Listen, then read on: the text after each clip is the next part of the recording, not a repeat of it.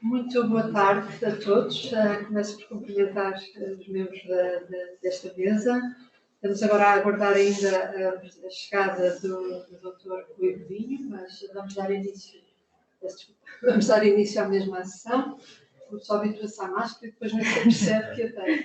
Vamos dar então início ao lançamento desta obra, Atores e Dinâmicas no Sistema de Promoção e Proteção de Crianças e Jovens. Esta é uma obra multidisciplinar que, por si só, nos levou e nos situou e suscita, em termos gerais, ao diálogo. E, nesse sentido, pensámos em promover um debate para o lançamento deste livro e convidámos instituições que trabalham não só no terreno, no dia-a-dia, como também a Academia, com todo o contributo valioso que dão no estudo desta realidade. Eu passaria a fazer uma breve apresentação dos nossos oradores, começando aqui do meu lado esquerdo. Temos a doutora Rosário Farmhouse, é Presidente da Comissão Nacional de Promoção dos Direitos e Proteção das Crianças e Jovens. Da sua experiência profissional destaca-se a função de Diretora de Serviços Jesuítas aos Refugiados de Portugal e a Diáloga Comissária para a Imigração e Diálogo Intercultural. Licenciou-se em Antropologia Social no Instituto Superior de Ciências Sociais e Políticas da Universidade de Lisboa e o seu trabalho tem sido reconhecido publicamente com vários prémios e condecorações, quer a nível nacional, quer a nível internacional. É um enorme prazer tê-la cá hoje. Muito obrigada por aceitar este convite. Depois temos a nossa moderadora, a professora Rita Corvelo, que agradeço muito ter aceito este desafio de moderar este debate. É professora auxiliar convidada na Faculdade de Ciências Humanas da nossa Universidade, doutorada em Estudos dos Mídia e do Jornalismo pela Faculdade de Ciências Sociais e Humanas da Universidade Nova de Lisboa e mestre em Museologia e Museografia pela Faculdade de Belas Artes da Universidade de Lisboa. As suas principais áreas de investigação são os estudos de comunicação e produção em rádio, a comunicação empresarial e o marketing cultural. Foi profissional de comunicação do Grupo Renascença Multimédia, com percurso de forte especialização em todas as áreas de comunicação radiofónica. Muito obrigada também por estar aqui. Passamos então à professora Rita Francisco, já muito conhecida por todos os presentes também, diretora do Catholic Research Center for Psychological Family and Social Wellbeing e professora na Faculdade de Ciências Humanas da Universidade Católica Portuguesa, onde coordena o mestrado em Psicologia do Bem-Estar e Promoção da Saúde e a pós-graduação sobre o Sistema de Promoção e Proteção de Crianças e Jovens, que deu origem, de facto, a investigação e o desenvolvimento deu origem a este livro. É doutorada em Psicologia pela Universidade de Lisboa e as suas principais áreas de investigação são perturbações alimentares, literacia em saúde, bem-estar e ajustamento dos adolescentes a diferentes situações sociais e familiares, famílias militares e impacto da utilização de tecnologias no funcionamento familiar. É especialista em Psicologia Clínica e da Saúde pela Ordem dos Psicólogos Portugueses e, para além disso, é coordenadora e coautora do livro que hoje vamos apresentar. O Dr. Rui Godinho está um pouco atrasado, mas para que fiquem já com uma ideia de quem é e uma breve biografia dele, é diretor da Direção de Infância e Juventude da Santa Casa da Misericórdia de Lisboa. Da sua experiência profissional destaca-se a participação na criação da Casa da Alameda, onde desempenhou funções de educador, coordenador e de diretor. Foi assessor no gabinete do Secretário de Estado da Solidariedade e Segurança Social e é consultor da direção da Associação Novo Futuro. Licenciado em Psicologia, é formador em várias temáticas: acolhimento residencial, promoção da autonomia, trabalho em equipa, mudança de comportamento organizacional. É também coautor desta obra. E não poderia deixar de referir também outra coordenadora aqui presente e que muito estimamos, a professora Helena Rebelo Pinto, juntamente com a professora Rita Francisco, coordenou esta edição, que ao todo tem 17 autores, para além dos que já referi, que estão aqui presentes na mesa. Eu gostaria de referir o nome dos restantes: Alexandra Nogueira, Ana Barbosa, Ana Barrocas, Ana Oliveira, também aqui presente, Ana Rita Góes, Bárbara Mourão de Sacur, Dora Pereira, Eliana Gerzão, Elisete Diogo, Francisco Franco, Madalena Alarcão, Mariana Pereira da Silva, Marta Pedro, Paulo Guerra e Susana Pimenta. Muitos parabéns a todos. E, sem demoras, passo a palavra então à nossa moderadora, a professora Rita Corvelo, e uma boa sessão para todos. Muito obrigada. Muito obrigada desde já pelo convite, não só à professora Rita Francisco, mas também à doutora Anabela Antunes e também à Universidade Católica Editora. Eu vou começar este debate com uma pergunta um pouco óbvia, mas que tem que ser feita logo no início, que é, professora Rita, dado que coordenou, foi uma das coordenadoras do livro e é a coautora de alguns dos capítulos do livro, como é que surgiu a ideia de reunir todos estes textos nesta publicação? Ou seja, acha que é importante, a meu ver, como leigo, é importante haver tantas reflexões sobre esta questão da intervenção feitas no campo da academia, digamos assim. Obrigada, boa tarde a todos, obrigada pela presença de todos e começando já por responder à questão que a professora Rita coloca, de facto esta reflexão é muito importante e nós fomos construindo este livro também um bocadinho como uma conjugação de dois momentos ou de duas oportunidades. Juntamente com a professora Helena Rebelo Pinto, e aproveito também para agradecer o facto de se ter associado a mais este desafio e a esta co-coordenação da obra, mas como eu dizia, juntamente com a professora Helena, no âmbito das atividades do Instituto de Ciências da Família, nós tínhamos muitas dissertações de mestrado desenvolvidas no âmbito dos contextos familiares de risco, que tinham muita qualidade e muita pertinência para os profissionais desta área. E, enquanto academia, precisamente, achávamos que tínhamos também esta responsabilidade deste papel ativo na compreensão do problema, no estudo desse problema, na identificação também de recomendações, diretrizes que pudessem melhorar a intervenção que é feita. E, por outro lado, mais ou menos na mesma altura surgiu a oportunidade também de iniciar aqui na Faculdade de Ciências Humanas a pós-graduação sobre o Sistema de Promoção e Proteção de Crianças e Jovens, que a doutora Anabela já referiu, e também em conjunto com a doutora Bárbara Sacur, que co-coordena esta pós-graduação comigo e que eu já vi que também está a assistir através do Zoom, percebemos também da escassez de bibliografia que existe sobre este tema, sobre o sistema de proteção, de promoção e proteção de crianças e jovens em Portugal. E sobretudo sentimos falta de algo que pudesse de facto congregar todas as dimensões da intervenção que é feita ao nível do sistema de proteção, e por isso achámos que faria sentido juntar aqui uma série de profissionais de excelência desta área, e por isso convidámos, e foi uma honra para nós podermos contar com a colaboração, por exemplo, do Dr. Paulo Guerra, da professora Madalena Alarcão, que são subejamente conhecidos nesta área, não é? E só referindo dois dos autores, a doutora Anabela já referiu os outros, e portanto a ideia foi mesmo procurar aqui um equilíbrio entre uma reflexão teórica e os estudos empíricos que têm sido feitos nesta área e que cobrem de alguma forma grande parte da intervenção que é feita ao nível do sistema de proteção. Doutora Rosário, muito bem-vinda também.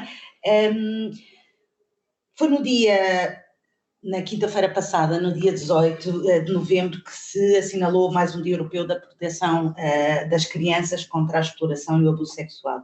Uma data que foi criada em 2015 pelo Conselho da Europa e cujo tema central deste ano é, passo a citar, tornar o círculo de confiança verdadeiramente seguro para as crianças, porque na maior parte dos casos os abusos acabam por ser praticados pelos adultos mais próximos. Pegando nesta temática e sabendo-se que a maioria dos abusos em crianças acontece precisamente dentro de casa e em que o agressor é geralmente o chamado adulto de referência, como é que alguém exterior a esta família pode defender ou proteger estas crianças? Muito boa tarde a todas e a todos. Eu começo por agradecer o convite para estar aqui e felicitar nas pessoas da doutora Rita Francisco e da doutora Helena Rebelo Pinto a obra, a todos os autores, porque é de facto magnífica. E eu acho que este livro vai ligar à pergunta que me coloca porque vem mostrar que o sistema de promoção e proteção somos todos nós. E cada um de nós pode fazer a diferença na vida das crianças e dos jovens. Enquanto cidadãos e cidadãs, enquanto família nuclear ou alargada, vizinhos, amigos, conhecidos, podemos ajudar a estar atentos aos sinais e podemos comunicar situações que achamos que são de perigo, se entendermos que temos crianças à nossa volta, independentemente da relação que temos com elas, que se encontram numa situação de abuso, sejam abusos sexuais, sejam maus tratos físicos, psicológicos ou negligência. E, portanto, esta obra acaba por ser uma ferramenta extraordinária, e parabéns a todos os autores, e vejo ali daquele lado a doutora Dora Pereira, também parabéns a ela e a todos os outros que escreveram e que ajudaram a conhecer melhor este sistema. E eu diria, e depois julgo que há mais perguntas, eu não posso ter claro, já, sim. não é? Claro. Portanto, eu diria que a forma como a obra está construída, não só com a parte conceptual, mas com a parte empírica, ajuda muito a todos nós, cada um de nós enquanto cidadãos e cidadãs, mas também a todos os atores, como a obra indica, os atores do sistema. E por isso, parabéns por isso, e agora fico à espera então da próxima ronda para continuar. Dado que falou em sinais, que sinais são esses? É, por exemplo, uma criança não querer ou estar um bocado reticente a estar com um determinado adulto? Pode ser sinais mais tenues ou mais visíveis. Mais tenues, a criança não querer ir ver aquela pessoa de família ou aquele adulto de referência ou a atividade que fazia e de repente já não quer ir mais para a atividade.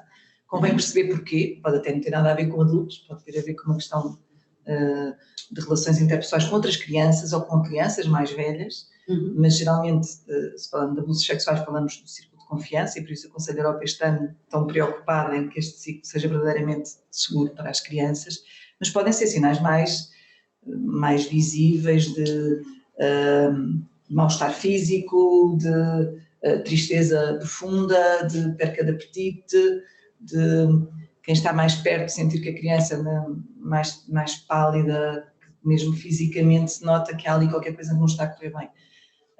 Eu acho que, e para fechar esse tema para já, eu acho que o mais importante de tudo no que respeita aos abusos sexuais, primeiro é percebermos que existem várias formas. Pode ser falar sobre temas e conteúdos que não são adequados à idade da criança, isso é uma forma de abuso. Ou não falar, às vezes também. Falar ou não falar, mas eu diria falar com crianças sobre conteúdos sexuais. Para crianças que não têm idade nem maturidade para isso, é uma forma de abuso sexual. Pode ser o verbo olhar ou ver ou mostrar, portanto, querer ver partes íntimas da criança ou mostrar partes íntimas da criança, depois a parte mesmo física, do abuso físico. O mais importante de tudo é não querermos ser nós os polícias, ou não queremos ser nós a validar se é verdade ou se é mentira. Isso é o mais importante de tudo. A partir do momento em que uma criança ganha confiança connosco para nos dizer que alguma coisa aconteceu, não duvidar da criança, e é a polícia que tem que fazer essa investigação se é verdade ou se é mentira. Se não for verdade, também tudo se resolve. Se for só uma chamada de atenção, a polícia consegue saber. Não somos nós que temos que fazer essa triagem, porque isso vai fazer com que a criança muitas vezes seja ouvida por várias pessoas, desde a pessoa que ouviu, depois a diretora de turma, se for uma escola, depois a diretora do agrupamento, a diretora da escola, a diretora do agrupamento, até chegar à polícia, já a criança foi ouvida 6 a 7, 8 vezes. E há problemas graves de vitimização e problemas graves de destruição daquilo que era o texto inicial. E, portanto, eu acho que a mensagem mais forte é estarmos atentos aos sinais. As crianças que conhecemos à nossa volta merecem e precisam de uma infância feliz e livre e despreocupada. Se temos sinais contrários, atuar nesse sentido. Mas não querermos nós, e nós portugueses às vezes somos um bocadinho assim, nós queremos tanto ajudar, tanto, queremos logo saber tudo, para saber se é verdade ou se é mentira. Isso em tudo, não é só nestas áreas. Portanto, tentar não sermos nós a averiguar, mas passar a informação a quem de direito.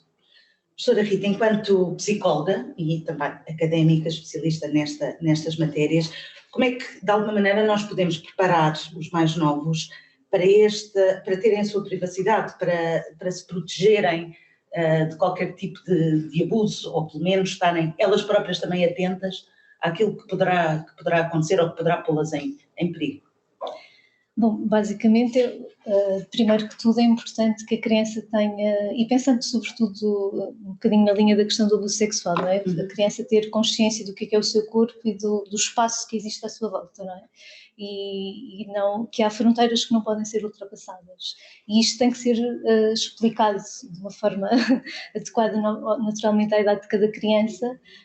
E esse respeito pelo seu espaço é fundamental e tem que ser promovido por todos os adultos à volta da criança para que a criança também consiga perceber o que é a intromissão nesse espaço que outras pessoas também não poderão fazer, não é? E depois há também uma ideia, passando, ou seja, alargando um bocadinho mais o âmbito, não é? Não só na questão do abuso sexual, pensar também na questão do bem-estar mais global, no bem-estar mais global da criança, não é? A criança perceber o que é que para si são boas ações, não é? O que é o bom trato e o mau trato, e essa distinção também é muito importante que seja feita, e é muito importante que os adultos à volta da criança possam explicar o que é uma criança ser bem tratada, que às vezes não é só a diferença entre o maltrato, não é só diferente do maltrato, é mais do que isso.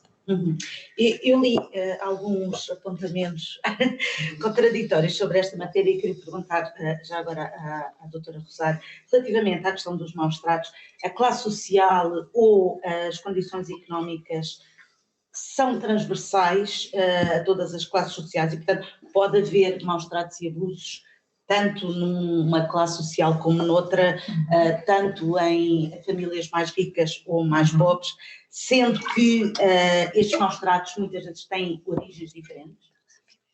Sim, os maus tratos são transversais a todas as classes. E é verdade que, se calhar, a diferença depois na atuação perante o maltrato é que há famílias que têm mais capacidade dentro da família alargada de proteger do que outras. Mas os maus tratos são transversais a todas as classes sociais, independentemente das qualificações académicas dos pais, porque temos pais, e isso é notório nos relatórios de atividades das comissões, de avaliação da atividade das comissões, pais com cursos superiores que também são pais maltratantes, e portanto é transversal a todas as classes sociais. Haverá riscos acrescidos em algumas áreas, mas eu diria até que o drama dos maus tratos nas classes mais socioeconomicamente mais favorecidas é que são geralmente mais invisíveis, porque fogem um pouco ao serviço público, seja de saúde, seja de educação, que são geralmente duas áreas que estão muito atentas para comunicar situações de maus tratos. Portanto, muitas vezes, casos de maus tratos e faltas constantes de uma criança à escola são justificadas pelo médico privado que vai escrever aquilo que o pai ou a mãe disserem, independentemente de ser outra a razão porque a criança falta à escola. Por isso tornam-se mais invisíveis e mais difíceis de detectar. Depois, do ponto de vista dos recursos e da solução, como referi, por vezes têm recursos na família que ajudarão a ultrapassar esses maus tratos e a repor uma situação de maior segurança para a criança. Enquanto que nas famílias menos favorecidas, muitas vezes também não têm a rede familiar que ajude a que isso possa ser encontrado no seu meio natural de vida, embora cada caso é mesmo um caso e não podemos generalizar, e o superior interesse da criança é sempre o foco, e para algumas a solução em todas devemos tentar que a solução seja sempre em meio natural de vida, mas no caso em que é de todo impossível, então em situações de medida de acolhimento, seja residencial, seja familiar.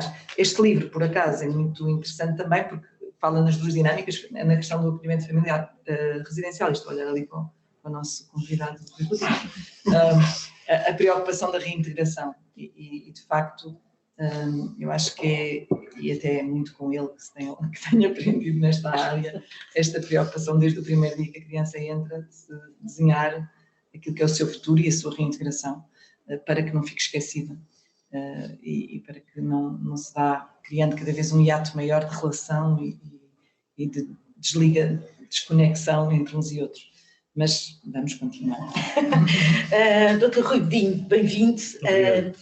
Disse que atualmente o maior problema da exclusão social já não é tanto a pobreza, ainda acabámos agora de falar nisso, e sim a questão da saúde mental. Que políticas promotoras de saúde mental é que podem ser criadas e qual é que deve ser o papel também da comunidade, ou qual deve ser a dimensão comunitária nesta matéria? Ok, bem, boa tarde a todos. Quero começar por agradecer e pedir desculpa pelo atraso, mas é que originalmente estava para as 6, depois mudou para as 5, só que eu mandei no Outlook e estava descontraído quando ligaram e pensei, mas pronto, peço desde já desculpa e indo já para perder tempo já diretamente à questão. Bem, eu acho que a questão aqui de fundo tem a ver é uma questão mais profunda, ou seja, não podemos olhar só do ponto de vista do sintoma, temos que olhar para a base. E a base é que nós hoje temos uma sociedade que não é amiga nem das famílias nem das crianças. Essa é a questão de fundo. Não é? Nós temos uma organização social ou política, nós, não é Portugal, é os países ocidentais, o mundo em geral, e que, pior do que isso, é que está num processo entrópico em que não augura nada de bom, porque nós, quando olhamos para a frente, mais assustados ficamos, porque há aqui várias questões que têm que ser pensadas. Nós estamos num momento, do ponto de vista da consciência política desta questão, importante, não é? A União Europeia, na presidência portuguesa, aprovou a garantia para a infância, porque percebe, para olhar para as questões da infância, não se pode olhar apenas para a proteção ou como é que se lida com os vários sintomas, mas temos que olhar estruturalmente para as dinâmicas da infância. E eu acho que essa é uma questão fundamental, porque o mundo está a mudar muito depressa e nós temos os recursos e as estruturas adaptados para um mundo que já não existe. Não é? Isto acontece em todas as dimensões, acontece nas escolas, acontece na promoção e proteção, acontece em várias dimensões, e isto depois cria vários problemas, porque aquilo que é a qualidade de tempo, de vida das famílias com os seus filhos é uma questão decisiva. Como é que as sociedades estão organizadas? Nós, por exemplo, nós olhamos para os países nórdicos, as pessoas às 3 da tarde, 4 da tarde saem e têm momentos na vida coletiva com os seus filhos. Nós já temos essa cultura. Não é? Aliás, eu costumo dizer que as mães são presas por ter cão e presas por não ter, porque se chegam à escola em cima das 7 da tarde, quando acaba o prolongamento da escola, são vistas como mães negligentes, estou a dizer as mães porque, infelizmente, ainda temos também esta cultura de género ainda muito dominante, não é? São vistas como mães negligentes porque deixam o filho ficar até lá. Mas saem do trabalho antes das 6, são vistas como profissionais pouco exigentes porque não estão e portanto isto é preço por ter cão e por não ter, ou seja, nós temos um modelo de sociedade que é profundamente errado. Nós temos as crianças, o professor Carlos Neto fala muito que passei-se mais tempo os animais do que as crianças têm para brincar, ou que os prisioneiros de uma prisão têm mais tempo de tempo livre do que as próprias crianças. Há aqui várias questões que são profundamente erradas conceptualmente, que nós sabemos, mas depois não nos organizamos disto. Uma das questões que para mim me faz uma confusão enorme é a escola a tempo inteiro. E eu quando digo isto, depois temos o pessoal da sociologia da infância a dizer não, a escola a tempo inteiro foi um ganho social. Porquê? Porque tínhamos crianças que estavam sem recursos, sem apoios. Mas a escola a tempo inteiro evoluiu para um paradigma, que nomeadamente em Portugal, que na minha opinião é muito crítico, não é? Porque as crianças entram na escola às 8 da manhã e saem às 7. E depois ainda tem os trabalhos de casa. E depois tem os trabalhos de casa, ou seja, o Código do Trabalho não permitiria isto. Portanto, se considerarmos a escola um trabalho, acho que as crianças têm muito mais direito e muito mais liberdades.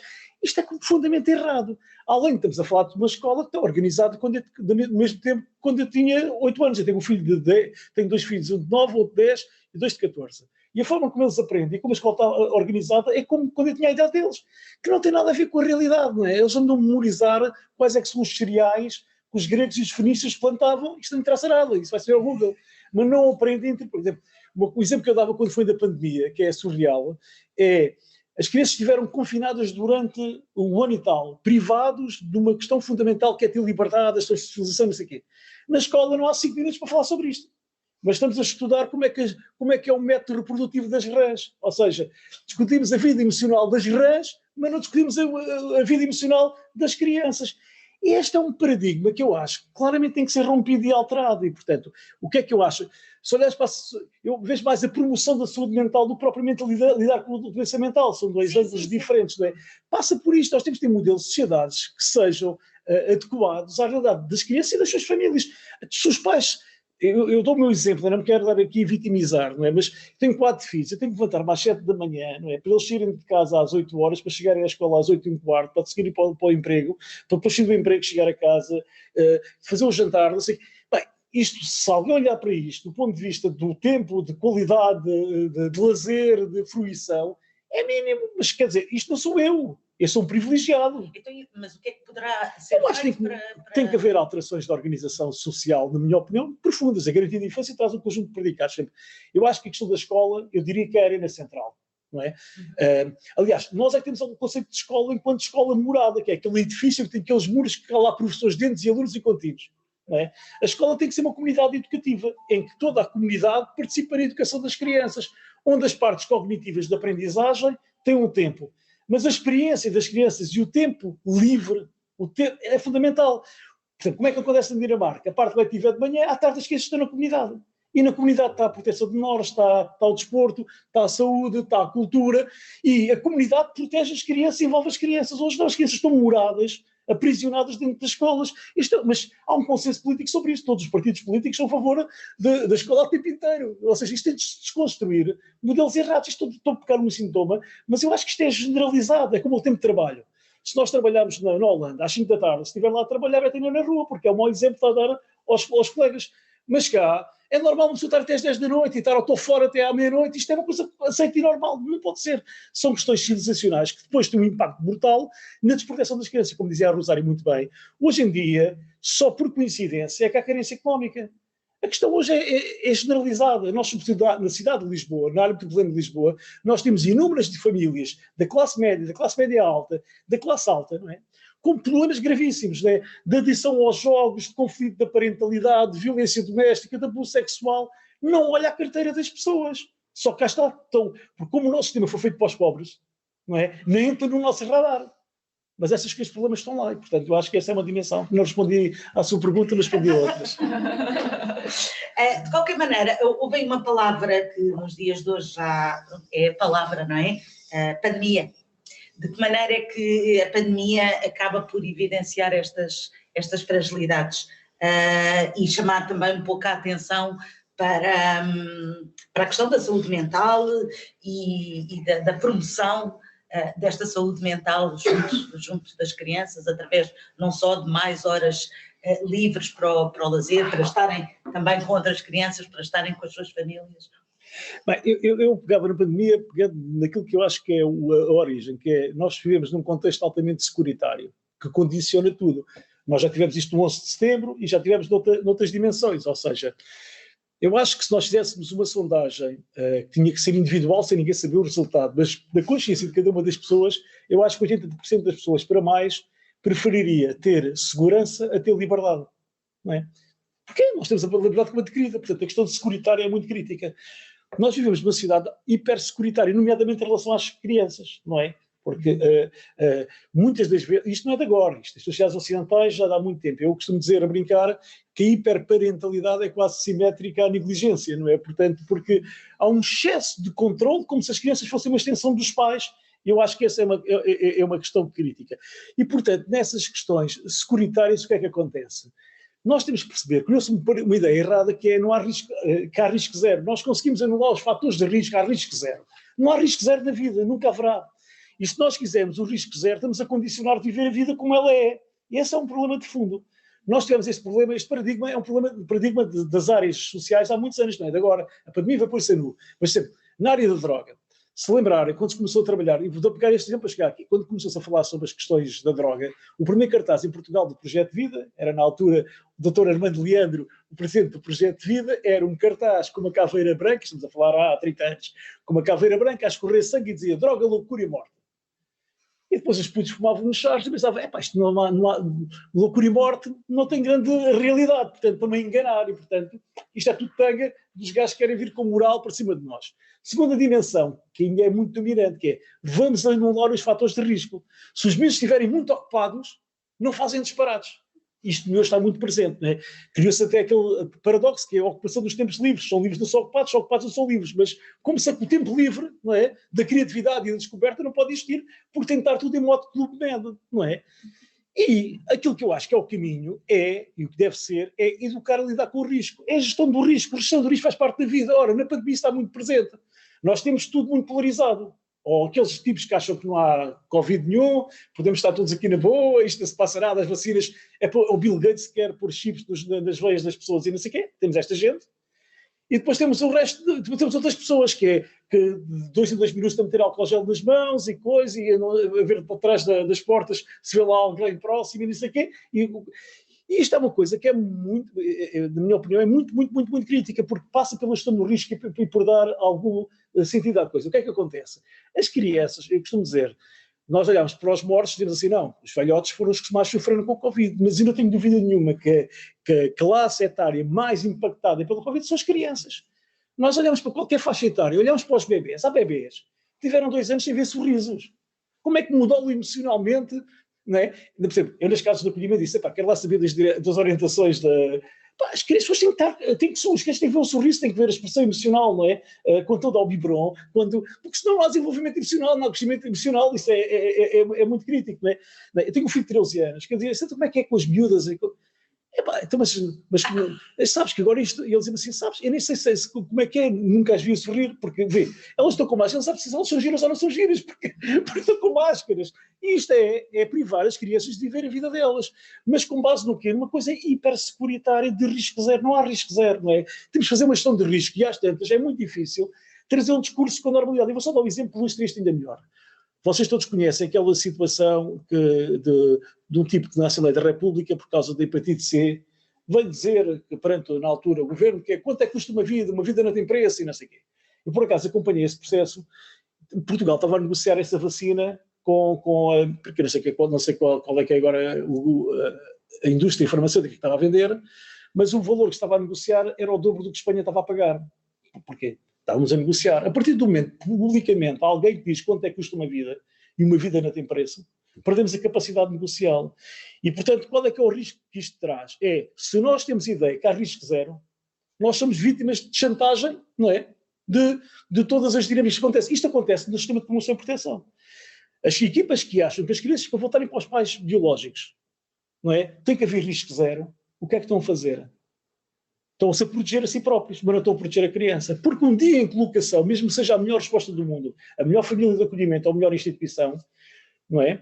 É deslaçar da família de origem. Porque é o afastamento daquilo que é natural, não é? É criar ambiguidade, é criar conflito de lealdade. Portanto, é o que eu digo, uma criança, numa medida de colocação, por melhor que seja, está todos os dias a perder. E nós temos que calibrar entre isso e o risco de ir para a família de origem. E esta calibração tem que existir, porque para haver risco zero deste lado, temos crianças a adoecer uma vida inteira, não é? Desreferenciando-se emocionalmente, e depois, quando chega à adolescência, não são de ninguém. Como nós tivemos na cultura das casas de acolhimento, crianças que viveram lá a vida inteira e agora são adultos desreferenciados emocionalmente, não são de ninguém. Portanto, esta questão do Estado securitário aplica-se em todas as dimensões e, portanto, nós temos que aprender a viver com o risco e a lidar com o risco com responsabilidade e exigência, naturalmente. Mas não há risco zero. Eu já agora gostava só de acrescentar aí na questão da pandemia e do impacto que isto tem na saúde mental de todos nós, mas das crianças, e concordo perfeitamente com o que disse o Rui, elas foram as menos infectadas, mas as mais afetadas. E, portanto, sem dúvida que, e foram dados muitos e bons exemplos, também veio trazer aos pais novos perigos, que é os perigos virtuais, que não estavam preparados. As crianças passaram a estar... pergunta. As crianças passaram a estar em perigo dentro de casa. Sim. E os abusos sexuais aumentaram gigantescamente. A pornografia infantil, o sexting, todas aquelas formas de abuso virtual aumentaram exponencialmente. Também o bullying, o cyberbullying. Portanto, aquilo que era no passado acharmos que as crianças em casa estavam protegidas, nem em casa estão protegidas, porque estão ao nosso lado e estão a expor-se de uma maneira incrível. Eu, há pouco tempo, soube de uma criança de 9 anos que a mãe, quando entrou no quarto, ela já se estava a despir para a câmara. Portanto, uma família perfeitamente organizada, que não imaginava o que estava a passar com o seu filho. E isto acontece dentro da nossa casa. Portanto, são desafios ainda maiores às famílias, que exigem, e depois também são crianças que têm competências digitais muito superiores aos pais. Nasceram com elas. Já nasceram com aquilo, já vêm todas pré-preparadas para isso. E são desafios enormes à parentalidade, desafios gigantescos à parentalidade, a termos que encontrar formas de estar com as crianças de maneira mais saudável e ajudá-las a voltar a brincar na rua. e a brincar uns com os outros. E de facto, é muito difícil porque, como diz o Rui, este medo de risco, ou querer alcançar o risco zero, e é melhor não ter com ninguém para não sei o quê, para não sei o que mais, está a deixar marcas profundas nas crianças. E eu também tenho um exemplo muito engraçado que se passou com uma jovem que foi reunir comigo e que teve, eu estava a comentar com ela, a minha filha, que é adolescente, ela própria diz, sem moda, isto tem pânico social, tem pânico social agora, a desenvolver o pânico social, vamos lá ver. Já ouvi falar em morte social. Ela é pânico social. Pânico social, ela se diga, olha, vai ali, pede ali ao senhor numa loja qualquer, vai lá perguntar se tem não sei o quê. Nem pensar, eu não. Mas se for preciso, vai ao telemóvel e manda vai online, portanto ela já só quer tratar tudo online. Eu estava a comentar isto com uma jovem que me foi visitar e ela disse, realmente tem razão, eu estive aqui 10 minutos à porta do prédio a procurar no Google qual era o andar. Não me lembrei de levantar a cabeça e perguntar ao segurança ou a alguém na porta qual era o andar onde estava. E, portanto, é uma realidade diferente. Eles já não são capazes, e vamos ter que trabalhar isso, porque isso tem consequências graves, de interagir uns com os outros. Eles estão agarrados ao telemóvel, interagem muitíssimo mais rápido e melhor do que eu, de certeza. Fazer comprei tudo tão rápido, quando eu, para mim, já comprei tudo e mais alguma coisa que ela pediu, se não estou preparada, porque é tudo muito rápido, e agora deixa o cartão, faz um cartão neste valor. Enfim, mas a dificuldade que é do relacionamento interpessoal, temos que nos reinventar, e a pandemia, já se percebeu que já está para ficar, vamos ter que nos reinventar, e um bocadinho não encontro do que está a dizer o Rui, encontrar aqui um balanço entre o que é mais importante, não deixando de ter todos os cuidados necessários, mas também perceber que o excesso de zelo está a limitar e a deixar marcas profundas na vida deles para o futuro, e portanto vai haver sempre riscos, temos que os medir, mas vai haver sempre riscos. Nesta questão do abuso online, falou do portanto, dessa presença constante das crianças e da exposição.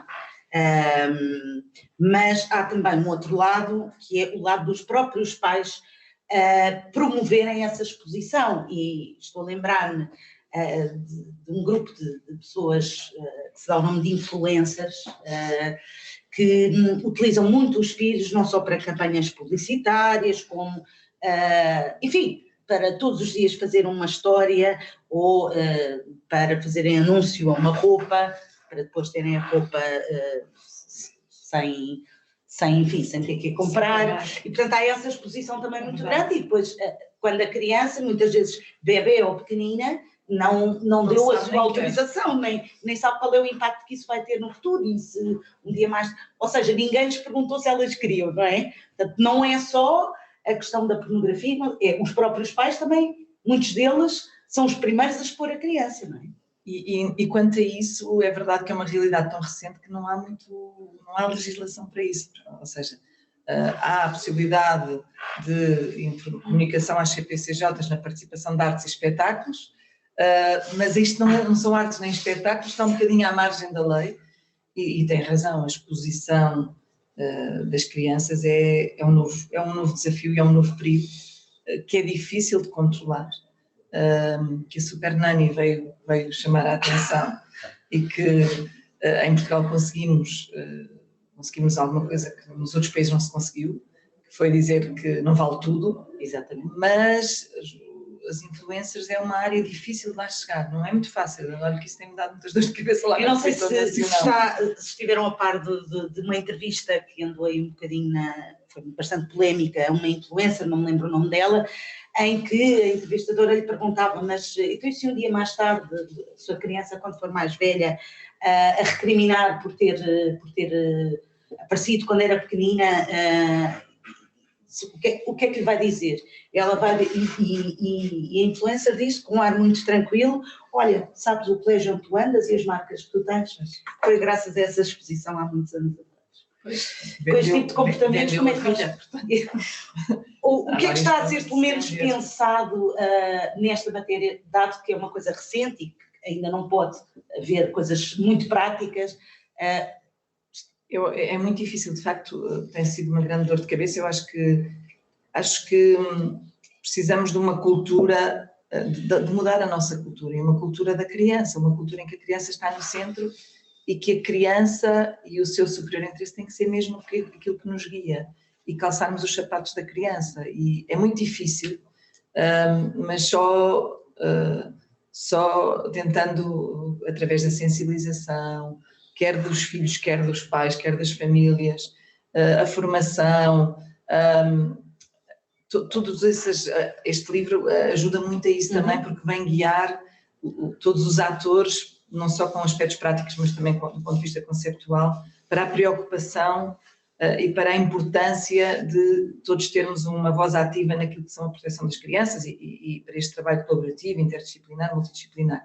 Mas é verdade que depende mesmo de cada um de nós. Se cada um de nós for passando a palavra, vamos chegando a algum lado. Claro que depois tem que haver políticas públicas que permitam e que fortaleçam, que tragam a raiz. Do ponto de vista da Comissão Nacional, os desafios são muitos, temos feito alguma coisa dentro do possível, mas os desafios são muitos e são atuais e todos os dias mudam. Quando nós estamos finalmente a conseguir chegar lá, muda tudo. Esta realidade hoje em dia, então com a pandemia, vem-nos mostrar que não há como, temos que andar sempre a navegar à vista, porque os planos são feitos e depois tudo muda, não é? Sabemos que cada vez mais esta vulnerabilidade, o tal VUCA, ou VICA, incerteza, complexidade e ambiguidade, não nos permite arranjar uma forma muito sistemática de atuar, mas acho que a academia tem aqui um papel muito importante e agora recentemente aqui no livro e dar os parabéns por esta obra, mas também por todo o trabalho que faz de conhecer mais para agirmos melhor e de nos ir dando diretrizes, orientações, partilhando experiências que nos ajudam a pensar como é que podemos ir mais além. E, de facto, a academia tem um papel principal também nesta área, principalmente na área da infância, mas em todas elas, mas nesta área que é que nos interessa para aqui, tem um papel muito, muito importante.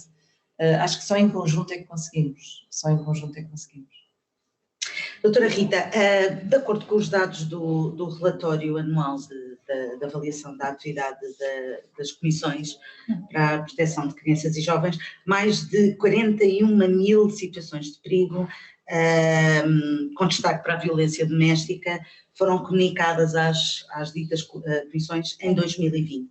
Um valor inferior a 19, num ano atípico, marcado pela pandemia. Consegue-me explicar como é que isto acontece, ou se, e dado que isto se refere a 2020, se em 2021 isto já se alterou tudo? Pois, exato. Eu não tenho esses dados, não é? Não faço parte dessa equipa que analisa esse tipo de dados, mas posso falar especificamente do estudo que fizemos, que temos feito com crianças e adolescentes no âmbito da pandemia, desde o início, desde março de 2020, não é?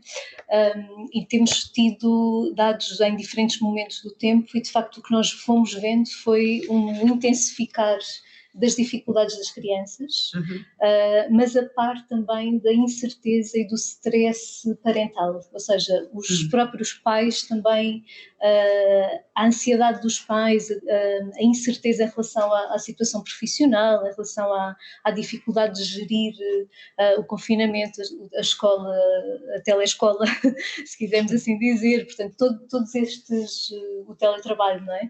E, portanto, todos os desafios a que os pais tiveram também sujeitos inesperadamente durante os confinamentos, intensificou provavelmente todas essas situações de maior dificuldade de gerir o stress, e isso muitas vezes, sobretudo em famílias com mais alguma vulnerabilidade, e podemos estar a falar de famílias perfeitamente estruturadas à partida, não é? Não é preciso serem as famílias que já estão sinalizadas no sistema de proteção. Estamos a falar de famílias de classe média, não é? Aquilo que nós consideramos que seria uma família estruturada, e que a grande maioria identificou essas dificuldades. E isso depois repercute não só na saúde mental das crianças, mas também na saúde mental dos pais, não é? E quando a saúde mental dos pais também é afetada, a saúde mental das crianças também o é, não é? E, portanto, as dificuldades, nós sabemos de anos de investigação, não é? A nível mundial, dificuldades económicas, dificuldades de gerir o stress entre o casal, têm implicações muito óbvias na educação das crianças e na sua saúde mental, não é? Portanto, infelizmente, eu diria que provavelmente os números de 2021 serão maiores, não é? Mais difíceis de gerir do que ainda os de 2020. Então, eu vou-lhe passar esta questão, adicionando mais outra, que é, se durante este processo o trabalho das comissões de proteção, de forma a assegurar, de alguma maneira, as necessidades das crianças em risco, se continuaram ou se por constrangimentos da pandemia houve aqui alguma limitação? Nós tudo fizemos para que continuassem, até porque as situações não podem ficar, nenhuma criança pode ficar para trás mesmo em pandemia. Houve casos pontuais de comissões que tiveram que fechar por terem surtos eles próprios de Covid. As indicações que foram dadas no ano 2020 é que fizessem equipas em espelho para que nunca ficasse a equipa toda contaminada. Houve também, no mês de março, mais de 20, algumas comissões estiveram fechadas temporariamente porque os edifícios onde estava o município fechou os edifícios, mas rapidamente se encontraram novos espaços para que estivessem a trabalhar. O número ser menor tem a ver também com o facto que as entidades que geralmente comunicam situações de perigo estavam encerradas, portanto não tinham contacto com as crianças. Nós de imediato lançámos uma linha Crianças em Perigo, e recebemos muitas chamadas e também lançámos um formulário online que ajudou a que ainda assim, dessas 41.000, cerca de 1.500 fossem via estes dois canais, porque senão ainda havia uma diferença maior. Porque as entidades estando fechadas não têm contacto com as crianças, não tiveram contacto com as crianças, não comunicaram. Sempre que se vai abrindo um bocadinho, vamos recebendo mais comunicações. Por acaso este ano de 20 ainda não tenho de 21 ainda não tenho dados assim que me ajudem, porque às vezes há uma certa distância, a atualização na aplicação não é imediata e portanto estar a dar dados agora pode não corresponder àquilo que é a realidade e por isso não me arrisco, mas acredito que possa vir a ser mais. Doutor Rui Godinho, o acolhimento familiar cresceu com a pandemia? Bem, como todos sabem, não é? Nós em Portugal não temos acolhimento familiar, nós tínhamos um resquício do acolhimento familiar lá atrás, não é? Portanto tínhamos, tirando uma exceção que eu costumo dizer que é a Aldeia dos Caldenses, que é Mundos de Vida em Famalicão, que tem um projeto mas que tem uma expressão local, teve 157 famílias ao longo deste tempo todo, portanto é muito valioso, mas é muito, muito local. Nós não temos acolhimento familiar e nós, Santa Casa, estávamos exatamente com a nossa campanha lançada para o acolhimento familiar quando veio a pandemia. Nós na altura tínhamos 2 famílias de acolhimento. Então ainda tem algum acolhimento familiar? Não, mas entretanto, na altura tínhamos 20 e tal famílias inscritas para fazer a formação. Quando foi o primeiro confinamento que fechou tudo. E nós ficámos desesperados, pensámos, andámos anos à espera de lançar, agora lançamos isto para. E fizemos uma coisa que foi uma coisa louca na altura, porque a gente pensou que o pandemia que íamos fechar todos fechados em casa e não havia nada, e foi desafiar as pessoas, apesar deste contexto e da situação de stress que a família está a viver, estão disponíveis para continuar o processo online e todas as famílias disseram que sim. E, portanto, ao contrário do que nós pensávamos que isto ia parar, não, acelerou. Porquê? Para já fez-nos aprender com algumas coisas. Nós tínhamos, genericamente, 8 sessões presenciais de avaliação das famílias. Neste momento fazemos apenas 2 presenciais e as demais são feitas online, que é vantajoso para o técnico, mas não prejudica a avaliação e é vantajoso para a família, porque é menos impactada, porque vem cá as senhoras da misericórdia fazer a avaliação, temos de ter casa arrumada, não é? Isto acaba por ter aqui um efeito. E estou a dizer isto porque acho que não é um constrangimento. E para dizer o quê? Nós hoje, portanto, superámos largamente o nosso objetivo. Nós tínhamos previsto 100 famílias em 4 anos, nós estamos ainda não com 2 anos, faz agora no final do ano, e já temos mais de 70 crianças em acolhimento familiar, o que é uma coisa absolutamente espetacular. E é preciso dizer o quê?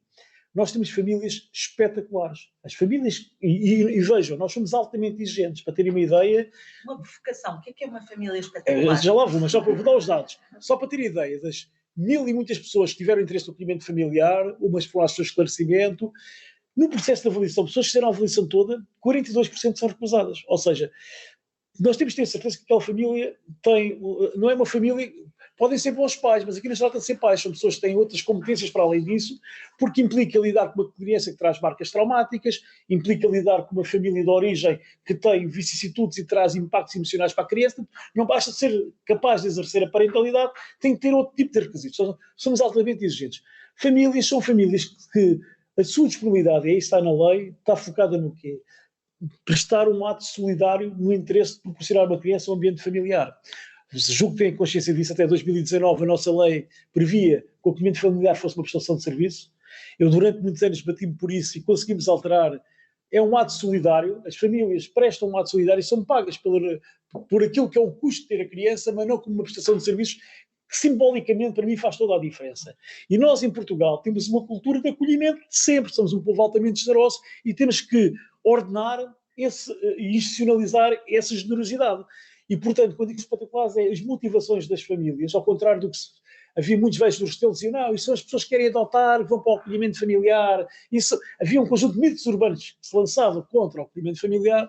Eu posso-vos dizer que a generalidade das famílias de acolhimento que nós temos são famílias com muitos filhos, são famílias que não querem ter mais filhos, querem proporcionar à criança e até aos seus próprios filhos a oportunidade de prestar uma ato solidário. Aliás, eu tenho 4 filhos, eu neste momento não posso ser família de acolhimento porque só nós é que temos, eu não posso avaliar-me a mim próprio, mas quando a Segurança Social tiver acolhimento familiar e puderem avaliar a minha situação para ser família de acolhimento, eu quero ser. E a primeira motivação é proporcionar a uma criança um ambiente familiar, protetivo, no seu interesse. Mas eu também tenho um ganho pessoal, que é proporcionar aos meus filhos e a mim próprio e à minha família uma experiência solidária que não é da teoria do papel, porque é assim que se educa para a cidadania. E, portanto, só por isso, não é? É uma grande oportunidade e é esse o reto que temos de lançar às pessoas, não é? E, portanto, está a ser muito interessante. O outro mito urbano que havia era, vai ser um terror, as famílias de acolhimento não querem saber das famílias de origem, porque são os... É o contrário, nós em 70 situações, eu diria que 85% a 90% das situações, a relação da família de acolhimento com a família de origem é espetacular. Nós já tivemos situações que as crianças já foram adotadas há um ano e a família de acolhimento continua a fazer parte da vida da criança, porque nós não podemos pensar a parentalidade como uma questão de posse, não é? Nós temos que perceber que as crianças têm relações emocionais significativas e isso se mantém. Aliás, a lei prevê que após a cessação da medida, quando a criança vai para a família de origem ou é adotada, a família de acolhimento, por um período mínimo de 6 meses, tem que continuar a estar disponível para a vida das crianças. E o que é que diz-nos a prática? Muitas das vezes, quase que informalmente, a família de acolhimento transforma-se numa espécie de família de acolhimento informal da família de origem, o que é espetacular. Portanto, o que eu acho é que nós temos sempre nós em Portugal temos sempre aquela coisa do pirilante mágico, quando é uma causa, mobilizamos todos. Mas depois já temos grande sistematização. O acolhimento familiar pode ser uma excelente forma de sistematizar as pessoas que querem participar de uma forma solidária e ativa na sociedade. Agora, vamos imaginar que eu queria acolher quais eram os requisitos que eu e o meu marido teríamos que ter antes da professora, da doutora Rosário, que tem que sair, já nos tinha, sim. E agradeço imenso. Obrigada, peço desculpa, mas vou ter mesmo que ir, por isso é que antecipámos 1 hora. Sim. Mas estava eu esqueci. Eu gostava de continuar, mas não posso. Pronto, tudo bem, muito obrigada. Obrigada. Tchau, Rosário. Obrigada. Parabéns pela obra. Obrigada. Portanto, no fundo, em concreto, que requisitos é que seriam necessários eu preencher, digamos assim, ou a minha família preencher, para que a Santa Casa ponderasse essa possibilidade? Ok, muito bem. Bem, há os requisitos formais, que têm a ver com a idade, com de morar num determinado sítio. Esses são os que importam. O que importa é quais é que são as motivações que nos interessa que as pessoas tenham e quais é que são as condições que têm. Não é? Temos que avaliar como é que as pessoas se posicionam na própria conjugalidade da dinâmica do casal, como é que isso depois se reflete na intervenção com a criança, se tem outras crianças, como é que é a interação deles com as outras crianças, qual é que é a rede de suporte a nível de família alargada, porque uma das questões é uma família de acolhimento tem que ter uma família de suporte. Porque imagina, fica doente, não vão meter a criança numa casa de acolhimento, não é? Portanto, pronto, ou seja, há um conjunto de questões. Agora, a grande questão é a motivação, qual é a verdadeira motivação que as pessoas têm, não é? Há pessoas que nós percebemos que a motivação é muito centrada, há uma questão que se coloca mesmo, que é, eu vou-me ligar a uma criança e depois ao fim de 6 meses essa criança vai-se embora e eu vou sofrer com isto. É uma questão que existe, tem que ser trabalhada, não é? Se for trabalhado, dizer assim, eu estou a contribuir para o bem-estar dessa criança, eu não tenho que desaparecer, que eu continuo na vida da criança, mas há pessoas que têm dificuldades em relação a isso, porque a motivação está muito centrada em si e não está tanto na criança. Esse tipo de pessoas não interessa, porque depois vai ser crítico no processo de reunificação familiar. Porque Outra coisa é a disponibilidade, que é de uma grande generosidade, que é estar disponível para garantir os convívios da criança com a família de origem. Porque não é na casa das pessoas, naturalmente, mas nós temos que ter espaços neutros onde garantimos que a família biológica está nos convívios com a família, com a criança. Mas isto implica, do ponto de vista logístico, por um lado, mas sobretudo até do ponto de vista emocional. Porque sabemos que muitas das vezes estas famílias de origem, sobretudo numa primeira fase, estão muito estabilizadas. As crianças, quando estão com a família de origem, impacta muito emocionalmente. Quando regressam à família de acolhimento, a família de acolhimento tem que fazer uma contenção emocional e é de uma exigência emocional muito grande. Agora, a verdadeira motivação, não é? Isto eu diria, nós temos o entorce da adoção e por isso nós temos de compor isso. A adoção deveria ser proporcionar a uma criança uma família, mas é entendida em Portugal como proporcionar a um casal que quer ter filhos uma criança. Ainda está, não é o que a lei diz, mas a cultura ainda é muito esta, não é? Há um casal que há tanto tempo a ter uma criança, não é? E todos os dias me ligam a dizer isto, há 6 anos à espera de ter uma criança. Bem, não é para isso que serve a adoção. A adoção serve para proporcionar a uma criança uma família. Este entorce que vem da adoção, às vezes passa para o acolhimento familiar. E, portanto, quando nós percebemos muito rapidamente essas motivações, não interessa. Porque nós interessa-nos uma família que está disponível. E às vezes é muito duro, porque eu percebo, eu estou com uma criança que estou a vê-la a sofrer e vejo que está com a família de origem. A mãe ou o pai não consegue organizar isso para o consentimento da criança, é natural. Sobretudo até se não for técnico, não consigo pensar isso, que é duro. Portanto, as pessoas têm que ter um nível de resiliência, disponibilidade emocional. Nós trabalhamos intensivamente com estas famílias. Nós temos uma relação, às vezes, 2, 3 vezes por semana. Porque, do ponto de vista emocional, é muito exigente para a família. Portanto, a família tem que ter disponibilidade para isto. Há famílias que dizem, mas não quero que ninguém venha cá à minha casa e não quero... Não, isto não é ser família de acolhimento. Ser família de acolhimento é uma medida de colocação que o objetivo é, num curto prazo, aquela criança voltar para a família de origem. Portanto, tem que ter disponibilidade para uma intervenção técnica. Porque, vejam, com uma criança em acolhimento familiar há 3 equipas, pelo menos. Se não for com confiança para a adoção, num processo normal. Temos o que é que a lei diz? Que há o gestor de processo, que é a assessoria do tribunal, ou CPCJ, que é o gestor de processo, que é o arquiteto da estratégia de promoção e proteção daquela criança.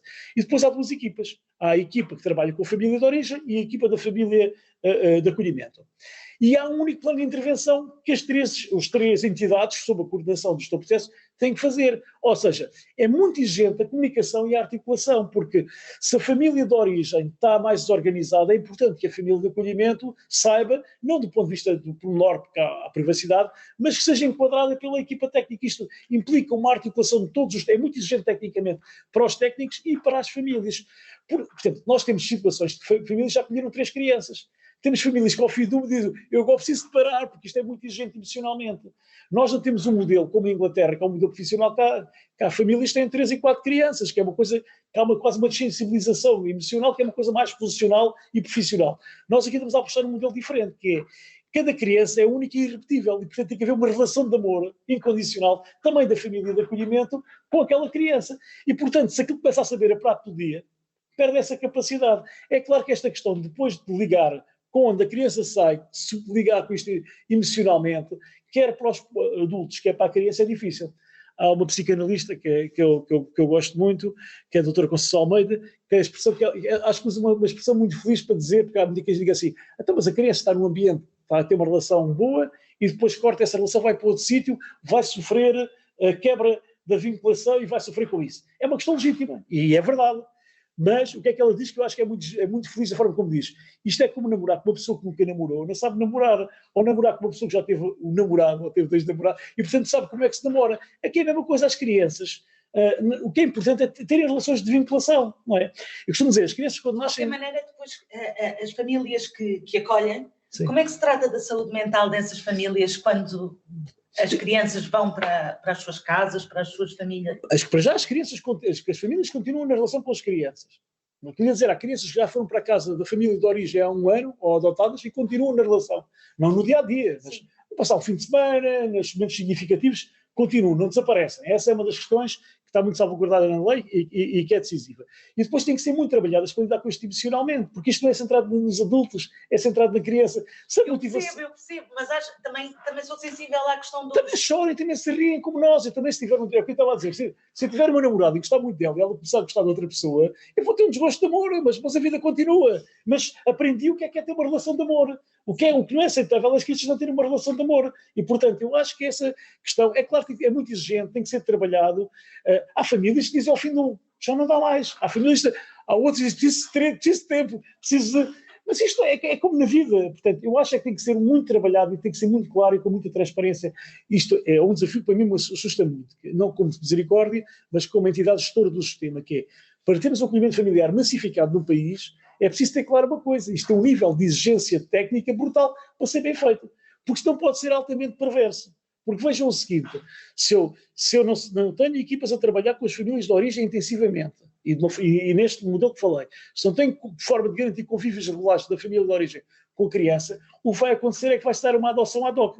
Porque se a gente selecionar bem as famílias, são competentes, vinculam-se à criança, a criança vincula-se, a família de origem não tem esses recursos e não sendo trabalhado não consegue fazer, e o que é que acontece? A criança vai se vincular a uma família e não se vincula do outro lado. Isto é um processo quase de reengenharia social que é tirar aos pobres para dar aos ricos as crianças. E isto não é aceitável do ponto de vista civilizacional. Portanto, se queremos o acolhimento familiar, temos de ter equipas que trabalham os atos materiais com as famílias de origem de grande qualidade, na relação 2, 3 vezes por semana, não é 3 em 3 meses, não é? Que é para o tempo que a criança está em acolhimento não pode ser durante 3 ou 4 anos, porque senão já fiz uma adoção do outro lado.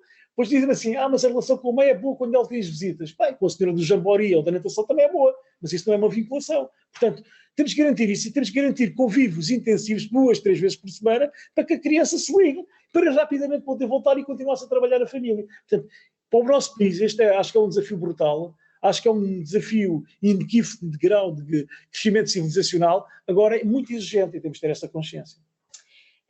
Para terminar, até porque já estamos em cima da hora, no caso da Casa de Acolhimento dos Plátanos, aliás, que está aqui, penso que é o capítulo 7, para quem ainda não leu, quais é que foram os grandes fatores de sucesso para a reintegração familiar? Bem, eu falaria assim de uma forma mais genérica. Eu acho que há aqui questões. O acolhimento residencial, é importante se calhar dizer este enquadramento, não é? O acolhimento residencial devia ser uma opção política de descontinuidade. Não é? Nós não temos acolhimento residencial em nenhum sítio do mundo. Só temos respostas especializadas para problemáticas muito específicas. Essa devia ser logo um ponto de partida, não é?